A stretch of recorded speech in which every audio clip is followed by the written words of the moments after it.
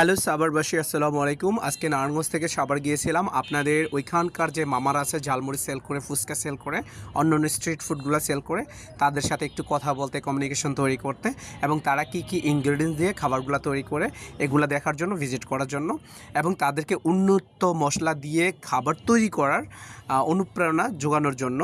তো তাদেরকে শিখিয়ে দেওয়া হইলো কীভাবে ভালো ভালো রেসিপি দিয়ে খাবার তৈরি করা যায়, ভালো তেল, ভালো মশলা ইউজ করা যায়, কিভাবে রান্না করতে হবে এবং কি কি দেওয়া যাবে না, কি কি দেওয়া যাবে, এই বিষয়গুলো নিয়ে আলোচনা করলাম। সত্যি কথা বলতে এখন বাংলাদেশের যে ভেজালের অবস্থা, সব খাবারে ভেজাল। প্রতিটা খাবারেই আপনার কালার, ফ্লেভার ইউজ করা হয়, নর্মাল তেলগুলো ব্যবহার করা হয়। তো আমরা চাচ্ছি যে ঝালমুড়ি, ফুচকা, বেলফুরি, অন্যান্য স্ট্রিট ফুডগুলোর যে ইনগ্রিডিয়েন্টসগুলো এগুলো আরেকটু আপডেট করার জন্য। তো আপনারা যেই জেলায় থাকেন না কেন, আপনারা আমাকে লোকেশন দিলে আমরা ওখানে যেয়ে মানুষকে আরেকটু সুন্দরভাবে কাজ শিখিয়ে দেবো একদম ফ্রিতে, তারা যাতে 2টা টাকা ইনকাম করতে পারে, আপনারাও যাতে এই স্বাস্থ্যসম্মত খাবারগুলো খেয়ে সুস্থ থাকতে পারেন।